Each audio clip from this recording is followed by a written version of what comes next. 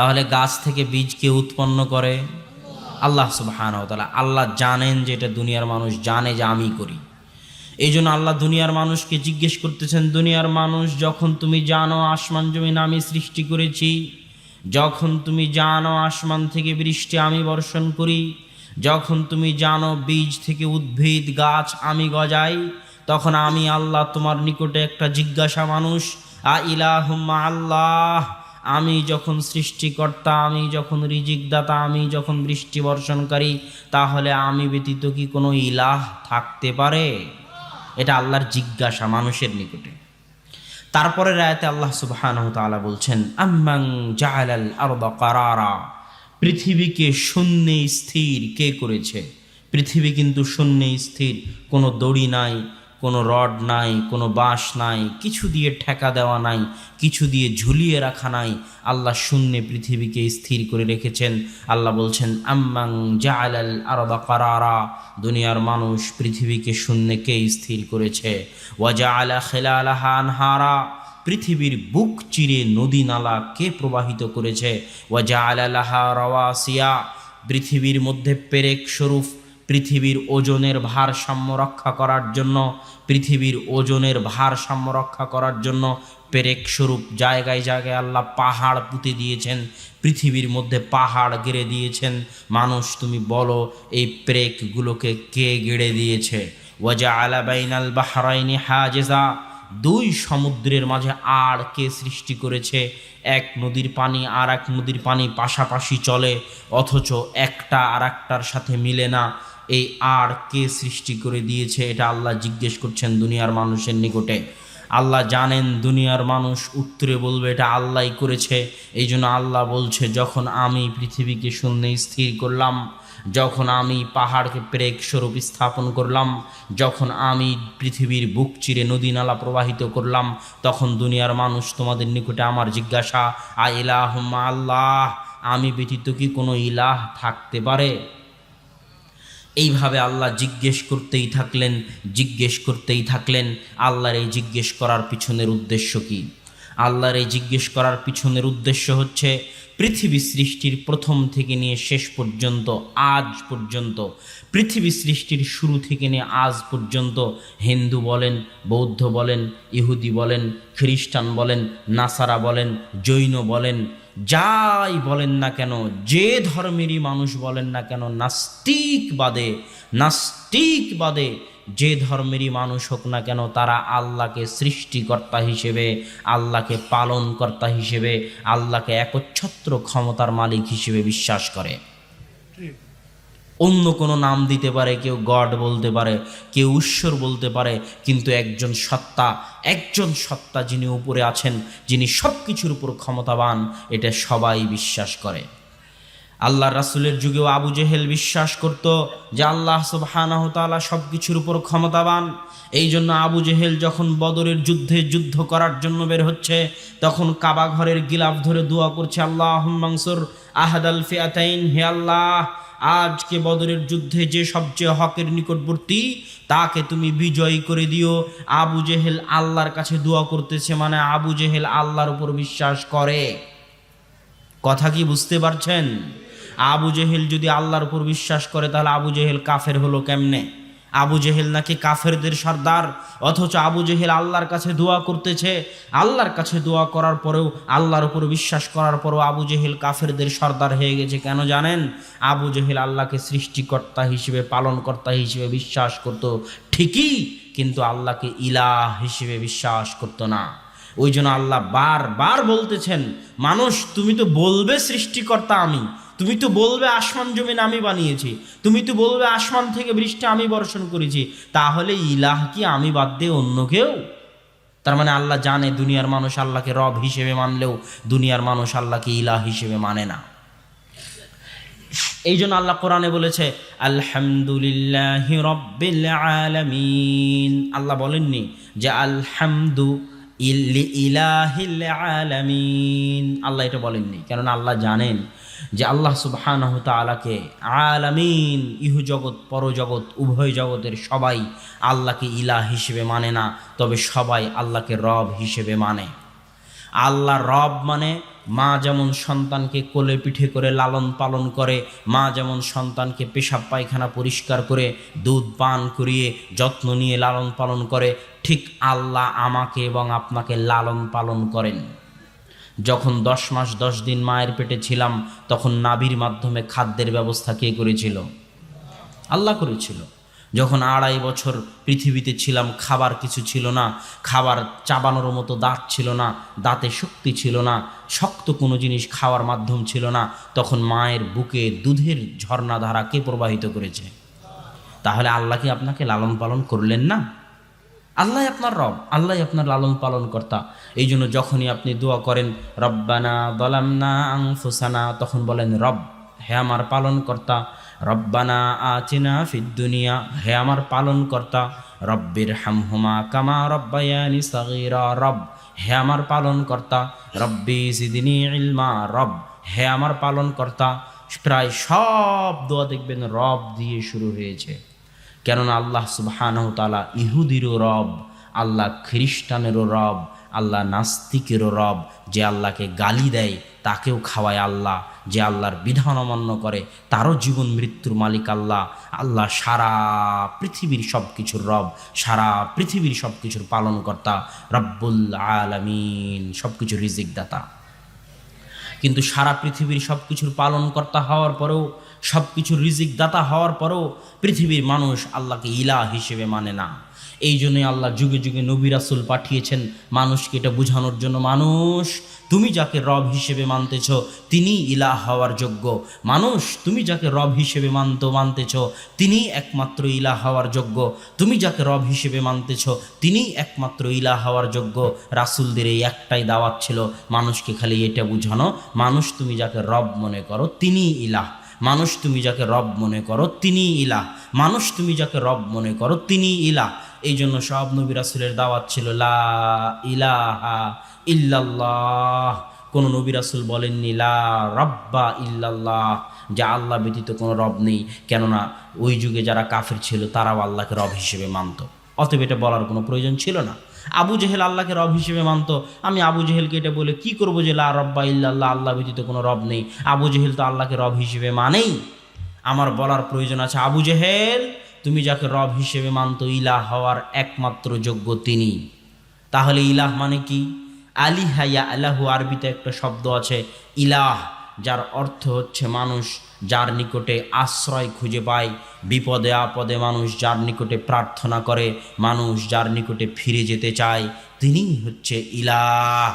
আপনাকে খাওয়ায় আল্লাহ, পরায় আল্লাহ, রুজি রুটির মালিক আল্লাহ, জীবন মৃত্যুর মালিক আল্লাহ, যে জমিনে বসে আছেন ওই জমিনের মালিক আল্লাহ, যে আসমানের নিচে বসে আছেন ওই আসমানের মালিক আল্লাহ, যে অক্সিজেন ভোগ করতেছেন ওই অক্সিজেনের মালিক আল্লাহ, যে রোদের আলোতে জীবন যাপন করতেছেন ওই রোদের আলোর মালিক আল্লাহ। অতএব আপনি যদি সারা জীবনে একটা সিজদাও করেন, একটা, তো ওই একটা সিজদা পাওয়ার শুধুই শুধু একমাত্র হকদার হচ্ছে আল্লাহ সুবহানাহু ওয়া তাআলা। আপনি যদি সারা জীবনে একটা টাকা দান করেন, মনে করবেন একটা, তো ওই একটা টাকা পাওয়ার একমাত্র হকদার, শুধুই শুধু হকদার আল্লাহ সুবহানাহু ওয়া তাআলা, যিনি আপনার পালনকর্তা। আপনি যদি মনে করেন কারো নিকটে কিছু চাইতে হবে, কারো নিকটে হাত পাততে হবে, কারো নিকটে দোয়া করতে হবে, শাহজালালের মাজারে, শাহপরানের মাজারে, লালন শাহের মাজারে কুষ্টিয়ার মানুষ যায়, মেলা হয়, যদি মনে করেন কারো মাজারে যেতে হবে, কারো কাছে চাইতে হবে, সারা জীবনে যদি একবারও হাত তোলার প্রয়োজন হয়, তো ওই একটিবারও হাত আপনি উঠাবেন যিনি আপনার পালনকর্তা, তার দরবারে, যিনি আপনার রিজিক দাতা, তার নিকটে, তিনি আপনার ইলাহ। ওই একবার হাত তোলার সবচেয়ে বড় অধিকার, একমাত্র অধিকার শুধু আল্লাহ সুবহানাহু ওয়া তাআলা রাখেন। অতএব সম্মানিত উপস্থিতি, এটাই হচ্ছে তাওহীদের মূল থিওরি। এখান থেকে শিরকের যাত্রা শুরু হয়, এটাই তাওহীদের মূল থিওরি, এখান থেকে শিরকের যাত্রা শুরু হয়। তার আগে আরো দুটো বাক্য বুঝুন। আপনি বলতেছেন আলহামদুলিল্লাহি রাব্বিল আলামিন, আল্লাহ হচ্ছেন উভয় জগতের প্রতিপালক, আর রহমানির রহিম, আল্লাহ পরম করুণাময় ও দয়ালু, মালিক ইয়াউমিদ্দিন, আল্লাহ হচ্ছেন বিচার দিবসের মালিক।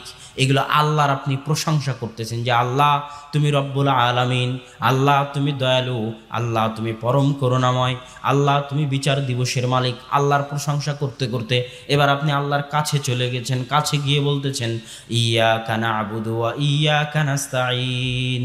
এই বাক্যের অর্থ যদি আপনি করেন যে হ্যাঁ আল্লাহ আমি আপনার ইবাদত করি, আমি আপনার নিকটে চাই, তাহলে অর্থ ভুল হবে।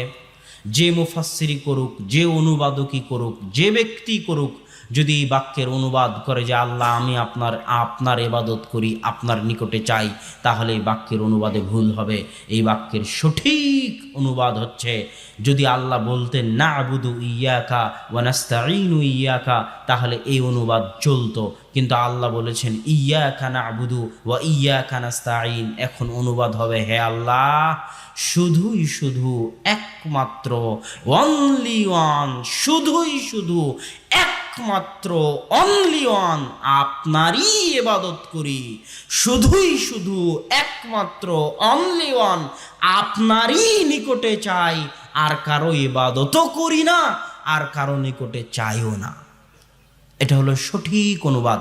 এখান থেকেই তাওহীদের মূল যাত্রা আর শিরকের যাত্রা শুরু। কিভাবে? এই যে আপনি বললেন শুধুই শুধু, অনলি ওয়ান, একমাত্র আপনারই ইবাদত করি আর কারো করি না, আপনারই নিকটে চাই আর কারো নিকটে চাই না।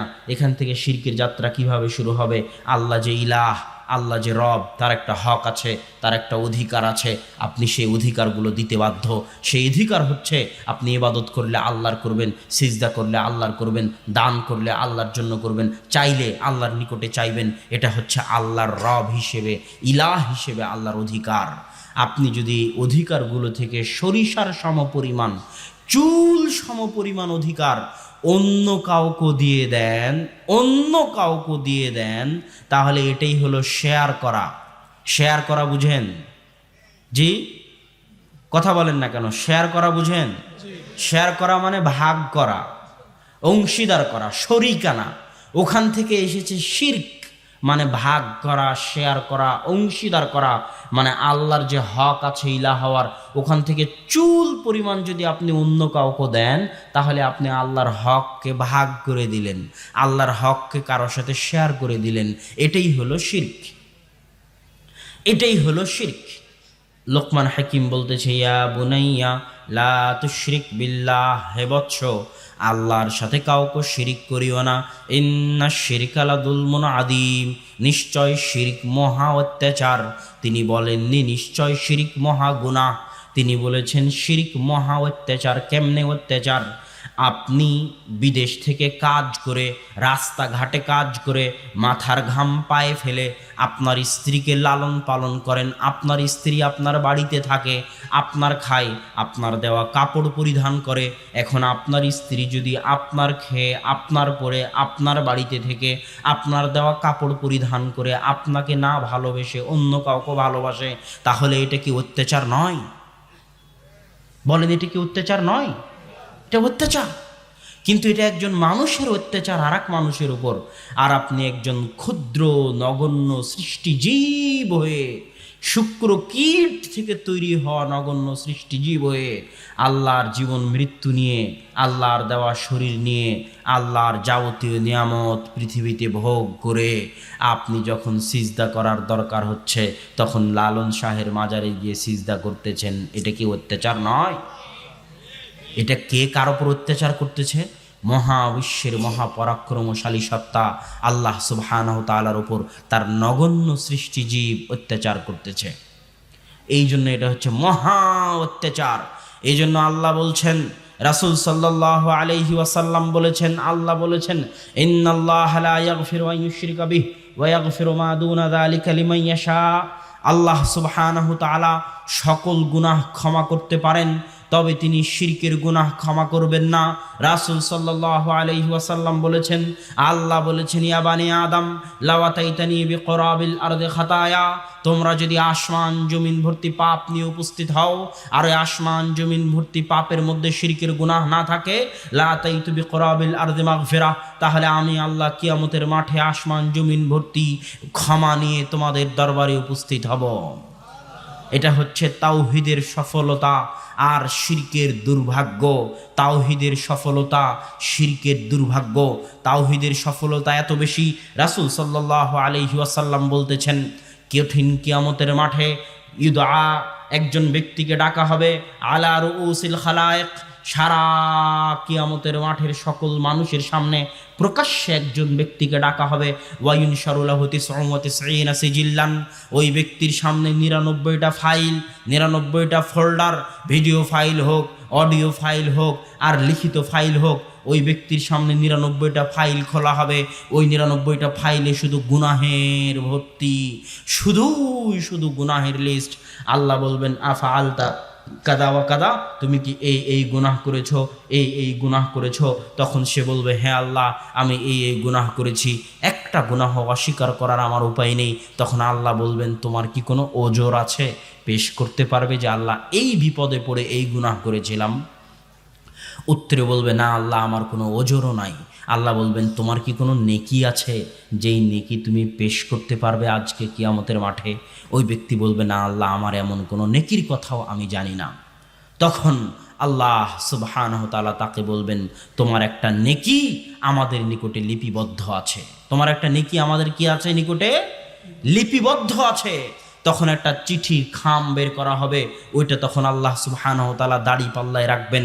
দাড়ির এক পাল্লায় ৯৯টা গুনাহের লিস্ট থাকবে, গুনাহের ফাইল থাকবে, আর এক পাল্লায় ওই চিঠির ওই কার্ডটা থাকবে। তখন ওই চিঠির কার্ডের পাল্লাটা ভারী হয়ে যাবে। আল্লাহু আকবার। পরে খুলে কি দেখা যাবে? সেটাতে শুধু তাওহীদ আছে, লা ইলাহা ইল্লাল্লাহ আছে, শুধু তাওহীদ আছে। তাওহীদের এত ওজন, তাওহীদের এত ওজন, তাওহীদের এত ওজন। আপনি যতই সালাত আদায় করেন, যতই সিয়াম পালন করেন, যতই যাকাত আদায় করেন, যদি আপনার মধ্যে তাওহীদ না থাকে, তাহলে আপনার একটা ইবাদতও কবুল হবে না, আপনার একটা ইবাদতও গ্রহণযোগ্য হবে না। তাই আপনার মধ্যে তাওহীদ থাকতে হবে। তাওহীদ ৩ প্রকার। এক, আল্লাহকে রব হিসেবে মানা, এটা একটা তাওহীদ। আল্লাহকে ইলাহ হিসেবে মানা, এটা একটা তাওহীদ। ৩, আল্লাহ সুবহানাহু ওয়া তাআলার নাম ও গুণাবলীর উপর বিশ্বাস স্থাপন করা, এটা একটা তাওহীদ। এই ৩ প্রকার তাওহীদের উপর মানুষের বিশ্বাস থাকা জরুরি। আর শিরক, তাওহীদের বিপরীত হচ্ছে শিরক। শিরক মানুষকে জাহান্নামে নিয়ে যাবে। মান মাতা লাম ইউশরিক বিল্লাহ, যে মারা গেল আল্লাহর সাথে শিরক করেনি, সে আজ হোক কাল হোক জান্নাতে যাবেই যাবে। আর যে মারা গেল কিন্তু শিরক করেছে, তার জন্য জান্নাতের দরজা খোলা হবে না, তার জন্য জান্নাতের দরজা বন্ধ। অতএব শিরক থেকে বেঁচে থাকুন। আজকে এখান থেকে বক্তব্যের মাঠ থেকে উঠে গিয়ে আপনার বাড়ি ঘর, আপনার শরীর, এই মাঠে বহু মানুষ বসে আছে যাদের গলায় এখনো তাবিজ ঝুলতেছে। এই মাঠে বহু মানুষ বসে আছে যাদের ছেলের গলায় তাবিজ ঝুলতেছে, যাদের মেয়ের গলায় তাবিজ ঝুলতেছে। একদিন আমার সাথে একটা ঘটনা ঘটেছে। এক বাড়িতে, বাসায় ঢুকে দেখি সেই বাড়িতে যে ছোট বাচ্চার গলায় তাবিজ। আমি বললাম, তাবিজ কেন? বলতেছে জিন সমস্যা করতেছে, এই জন্য তাবিজ লাগানো আছে। আমি বলতেছি, খুলে ফেলুন নাস, ফালাক, ইখলাস, আয়াতুল কুরসি, সূরা বাকারার শেষ 2 আয়াত, সূরা ফাতিহা। এই কয়টা জিনিসের চাইতে পৃথিবীতে শক্তিশালী কোনো জিনিস নাই। এই কয়টা জিনিস যদি বিশ্বাস করে কেউ ফু দেয়, কেউ যদি পড়ে, তাহলে কোনো জাদু, টোনা, জিন, শয়তান, বদনজর কিছুই তার কোনো ক্ষতি করতে পারবে না ইনশাআল্লাহ। অতএব এটা খুলে ফেলেন। তখন তারা বলতেছে, না, যদি এটা খোলা হয় তাহলে জিন ক্ষতি করবে, আর যে খুলবে জিন তারও ক্ষতি করবে। কথা বুঝতে পারলেন? তো এইটা শুনে আমার পায়ের রক্ত মাথায় উঠে গেছে যে জিন ক্ষতি করবে মানুষের তাবিজ খুললে। আমি সাথে সাথে তাবিজটাকে টান দিয়ে ধরে পায়ের নিচে ফেলে দিয়ে ডলতে থাকলাম আর বললাম, জিনের বাপকে আসতে বলেন আমার ক্ষতি করার জন্য। কেননা আমরা হচ্ছি তাওহীদে বিশ্বাসী মুমিন। যে মুমিন তাওহীদে বিশ্বাসী, সে পারমাণবিক বমের চাইতেও শক্তিশালী। আর যে মুমিন তাওহীদে, এই দেখেন মাঝখান থেকে উঠে যাচ্ছে, এনারা নাকি ওয়াদা করেছিল। তাহলে কেমনে হলো? তাহলে বক্তব্য শেষ করে দিতে হবে না? যারা মাঝখান থেকে উঠবে তারা এখনই উঠে যাক। জি, মাঝখান থেকে উঠলে বক্তব্য দিতে পারবো না, বক্তব্য বন্ধ করে দিয়ে চলে যেতে হবে আমাকে। তাতে আপনারা আমাকে মারেন, পিটেন, আমার কিছু করার নাই, কিন্তু মাঝখান থেকে উঠলে বক্তব্য দিতে পারবো না। সম্মানিত উপস্থিতি, আমি বলি সেটা হচ্ছে